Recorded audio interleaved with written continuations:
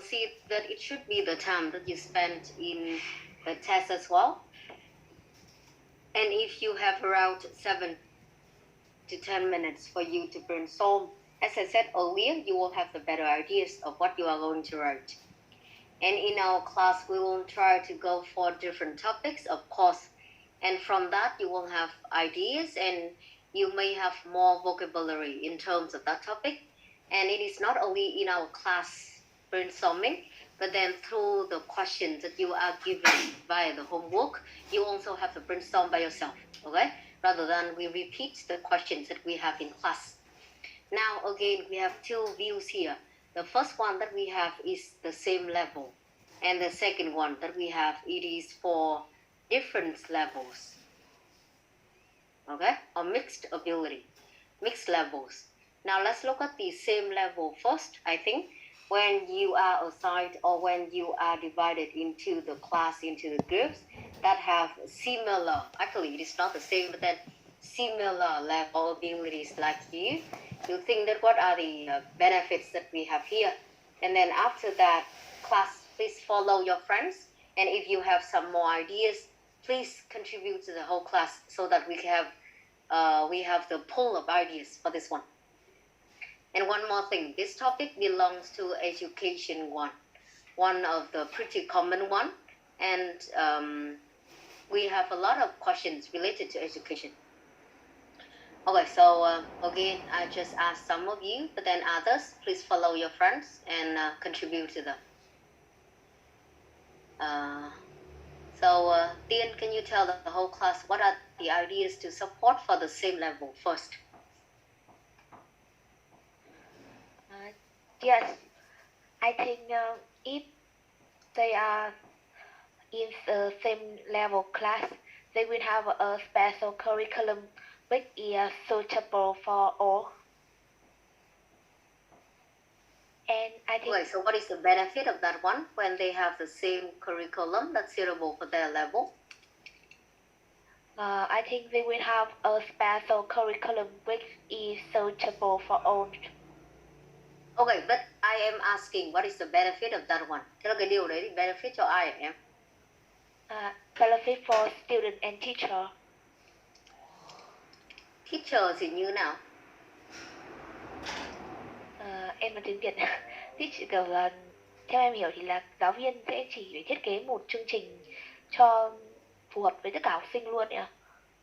Ok, thì thực ra trong này là em đang nói về teacher benefits nhiều hơn.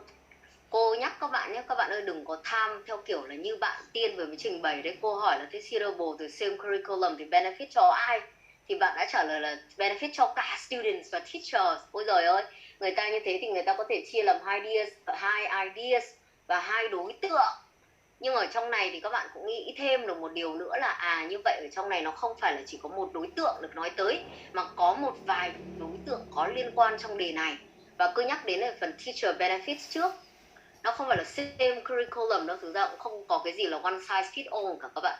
Có một cái câu nói chắc các bạn cũng đã nghe thấy nhiều là không có cái nào gọi là one size fits all. Kể cả các bạn đang vào lớp theo kiểu là similar, các bạn đã trải qua gọi là entrance test, hoặc là các bạn đang có một vài cái reference về cái điểm số của các bạn, thì các bạn sẽ thấy là không có ai ở trong cái lớp này gọi là exactly the same cả. Nhưng có một cái lợi ích đầu tiên liên quan đến teacher là gì? Reduce pressure cho họ. Reduce pressure bởi vì là cái nội dung, cái content, để cô nốt lại trên này, cái content, cái instruction và cái process in the classroom thì nó không bị thay đổi quá nhiều. Vì những cái levels mà nó tương tự như nhau ấy thì cái nội dung, cái cách hướng dẫn và cái quá trình của một lớp thì nó cũng không cần phải có cái gọi là individualized đối với những cái đối tượng mà nó có gap. Nó có cái gap và cái difference quá nhiều. Thì đối với ý số 1, các bạn nên chia ra là của thầy cô thôi, làm ơn. Chứ bây giờ cứ chộp hết vào cả students cả teachers thì bọn mình sẽ không thể nào viết được một cách rõ ràng. Và điều thứ hai, các bạn thấy là cô vừa mới hỏi bạn xong nhé, thì các bạn cũng lấy đấy làm kinh nghiệm này. Đó chính là bạn có nhắc lại là nó là same curriculum, nó là suitable for students. Nhưng cái lợi ích cô có hỏi là thế thì cuối cùng cái lợi ích là nó cho ai? Lợi ích nó như thế nào? Các bạn không thể nói theo kiểu là chỉ dẫn vào là học chương trình giống nhau, phù hợp, ok rồi, đúng không ạ? Nhưng mà cái lợi ích cuối cùng, cái ultimate benefit mà chúng ta đang có ở đây là gì?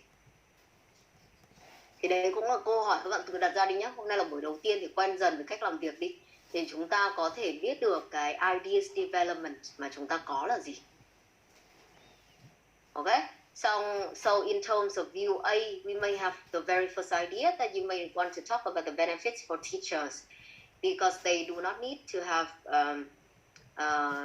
different or too much different content, instruction, and process in the classroom, so they may reduce the pressure or even the time they have for preparing it. Okay, so we need another idea in this one. So Huong, I see that you may want to contribute to the whole class. Any idea for still the same level that we have here?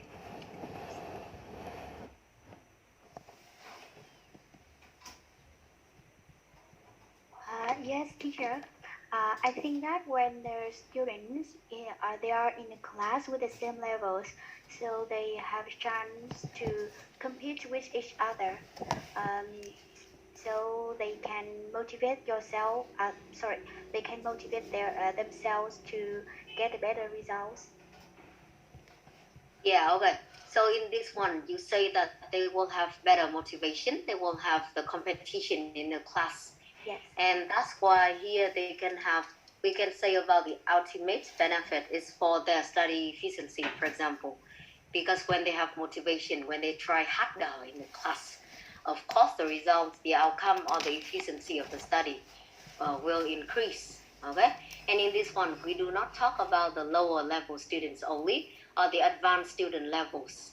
Vì cả hai đều có, nếu mà học trong cái lớp mà advanced ấy, thì đương nhiên là cái tốc độ của lớp, rồi cái motivation, cái competition nó lớn hơn.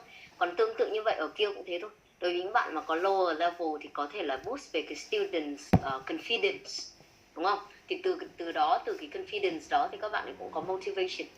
Chứ không phải là trong này bọn mình chỉ nói đến đối tượng tốt hoặc đối tượng yếu hơn. Okay, good one. So the first idea again, it is from the perspective of the teachers. And the second one, it is from the perspectives of the students. Okay, so it is good for students and it is also good for teachers. And you also have the two ideas for that separately in one paragraph when we talk about the same levels.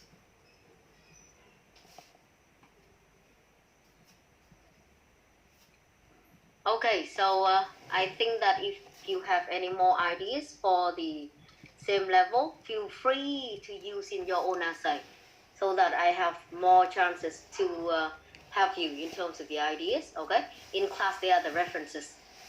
The references, please follow if you haven't got them. Now for mixed levels, still maybe Hương, do you have any ideas for supporting the mixed levels that we have?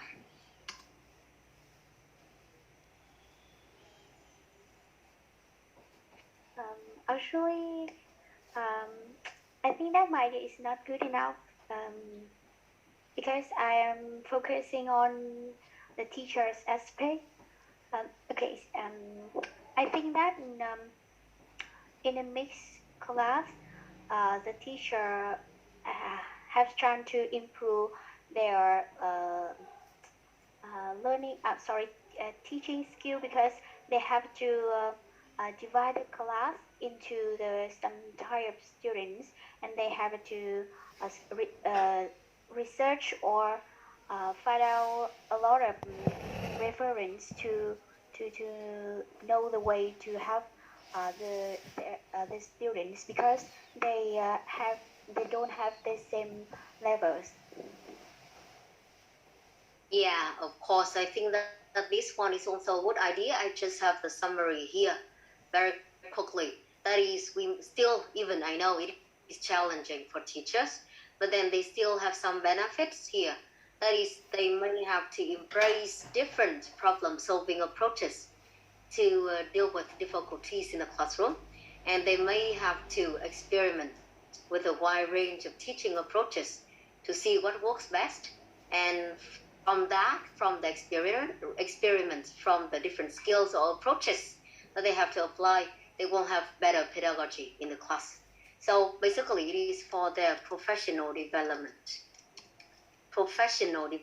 or the PD. Okay, so it is, again, we look at the teacher's perspective, And I think that you can have the second one, that is for students. Of course, for the students, they will have to collaborate with one another, right? And they can learn from others. Collaborate with one another, and they can learn from each other. Like the struggling students, they can benefit from the modeling of their peers, of the better students.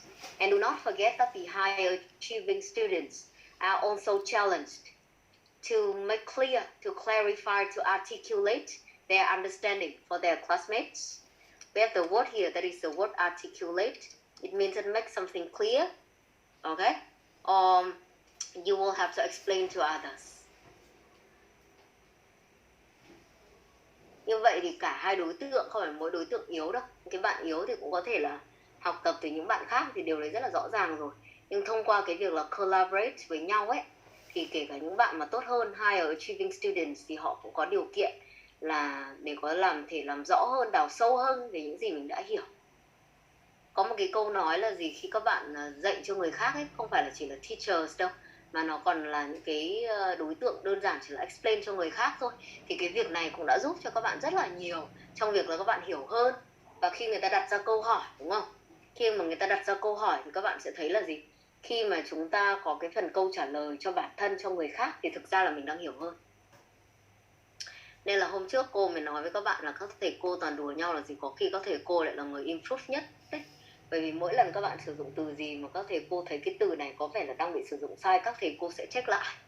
Thế các thầy cô không bao giờ có kiểu là ôi giời ơi, cái từ này không biết là gì, mình comment luôn đâu. Đấy, thì thông qua cái việc check lại đó, thông qua cái việc đưa comment feedback, thì nó cũng là một trong cái hình thức tốt hơn. Và ở các lớp ấy, thì có những bạn đã đi thi rồi, những bạn ấy đạt được điểm tốt, thì các bạn ấy thậm chí là còn nói với cô, có một bạn chuẩn bị là đi học ở Đức cho cái bachelor degree, nhưng mà năm sau thì mới đi ấy. Thì bạn ấy còn nói là bây giờ cô có bài gì mà cần con chữa, hoặc là cần phải chấm điểm homework, những cái reading hoặc là listening chỉ có ABCD không, thì cô cứ bảo con nhé. Đấy, các bạn thấy không, người ta còn xin việc để làm gì, để có những cái sự làm tốt hơn, mặc dù là bạn đã đạt được điểm số rất là tốt rồi, đạt 8.0 overall. Đấy, thì để nói cho các bạn biết một chút, đó chính là gì, ở trong này thì mình học được một vài điều này, là thông qua cái việc là nghĩ về các đối tượng khác nhau, các cái aspects khác nhau, thì mình cũng có thể có những cái ideas ở trong một đoạn, thay vì việc là mình chỉ nghĩ về students. Việc này nó rất là phổ biến, lý do là bởi vì chúng ta đang thường đặt mình vào một cái vai trò nhất định, một cái role nhất định, nên là mình quên của những cái đối tượng khác có thể tham gia ở trong bài. Và cái thứ hai nữa là hãy luôn luôn làm rõ được cái benefits của đối tượng nào, và nó benefit như thế nào. Chứ còn những cái dẫn mà chúng ta có, như bọn mình nói với nhau ngay từ đầu ấy, đó chính là gì, khi mà các bạn chỉ có nói là same curriculum hay là same content, same instruction suitable, thì không biết, thực sự là cũng không biết là cuối cùng sẽ dẫn tới là đối tượng sinh viên là được hưởng lợi, đối tượng người học được hưởng lợi, hay là cái đối tượng liên quan đến thầy cô, đến teachers hoặc là educators. Được chưa? Thì đây là một vài ý thôi, còn đương nhiên mình cũng có thể có những cái ý khác nữa. Bây giờ cô nhờ các bạn này là nốt lại những cái phần ideas mà bạn của các bạn đã ấy rồi, đã trình bày rồi. Và ngoài ra như cô vừa mới nhắc tới, thì đây là cái chủ đề liên quan tới giáo dục, nên là các bạn sẽ cần phải có những cái từ vựng cơ bản thuộc về chủ đề này, thuộc về cái đề này. Và ngoài ra thì mình cũng sử dụng được những cái từ ở trong đó cho những cái chủ đề education khác nếu mà nó phù hợp. Được chưa? Thì học theo topics nhá, chứ không phải là chỉ có đề không. Okay, now let's have a look at some of the vocabulary that we have here. Arrange classrooms by ability or proficiency level.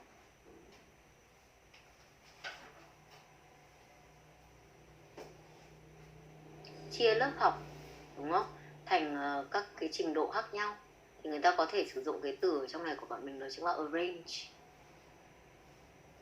Cái thứ hai nữa của các bạn đó chính là cái liên quan tới place the highest achieving students in one cluster and the lowest in another.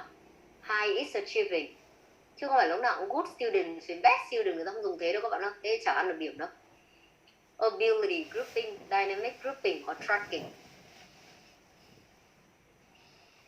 tracking ở trong này của bọn mình là một từ mà nó có nghĩa là cái việc mà putting students in groups of the same age and ability. Putting children or students in groups of the same age and ability.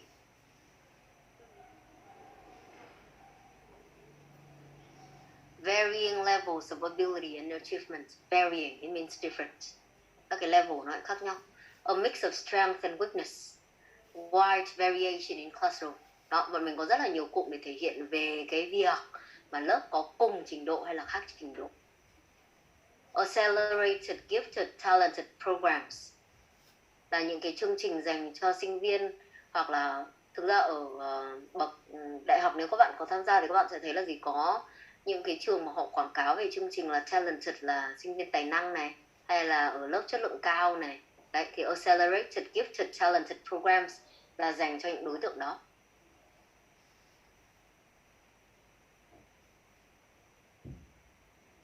Và đối lập với cái phần này mà chúng ta có đó chính là remedial programs, là những cái chương trình mà dành cho đối tượng mà có thể gặp khó khăn.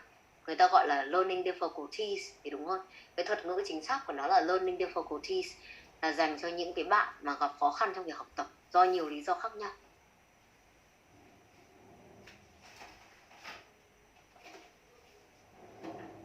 Okay, and that is some of the programs that we have here. Please have a note so that you can use them while you need, and also you have some more research of the word as well.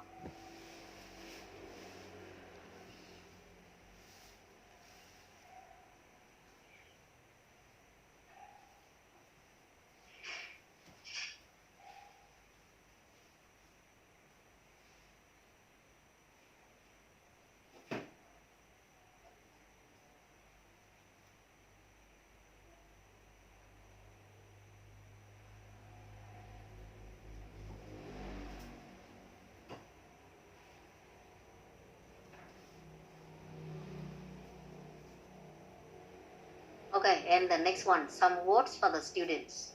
Coast to victory or through worksheets. It means make progress without much effort. For example, you see that some students, they can have the answers for any exercise very quickly. Có những cái bạn mà làm rất là nhanh chẳng hạn, và bạn ấy có khả năng hoàn thành được công việc mà không phải mất quá nhiều công sức thời gian ấy, thì người ta sẽ có cái cụm là coast to victory hoặc là coast through worksheets. Và đối lập với cái cụm đó thì là struggle to, thì đương nhiên có những người mà họ gặp rất là nhiều khó khăn trong cái việc hoàn thành công việc thì là struggle to do something. Về những cái nhóm đối tượng tốt ấy, kiểu good students ấy, cái từ good đấy thì nó có rất là nhiều từ như là swift students, học sinh nhanh, học nhanh ấy, rồi là swifter students, advanced students hoặc là high achieving. And for the opposite one, we may have the least able students, the less able students, lower tier groups, low achieving, struggling children, students who fall just below the proficiency cutoff. Bored, frustrated. To talk about the attitude of some maybe struggling students, make mischief, act out, give up, or students usually learn at different speeds.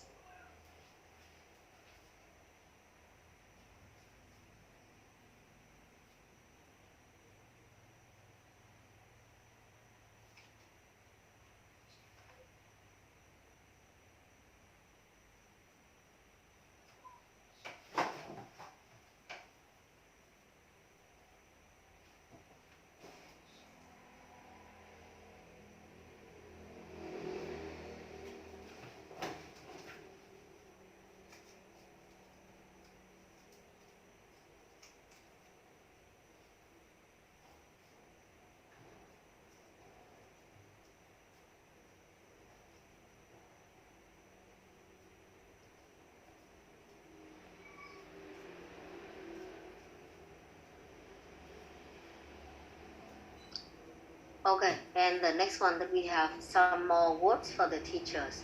If you are not very familiar with that, tailor activities and assignments or instruction to each group. Tailor, it means that they have to design to adapt to the needs and abilities of the students. So we have the word tailor here, which is pretty good. You may want to know it. Again, it means that adapt, okay, or design something for a particular purpose or group of students or group of people, so that it fits the individual's one, fits the individuals. Produce multiple lesson plans, or keep closer track of students' progress. If we have the question class after this one, of course, we may have the topic related to the speaking one when you have to talk about the job and the responsibilities. So that's why here we have some words that you may want to look at to know about the responsibility of a teacher.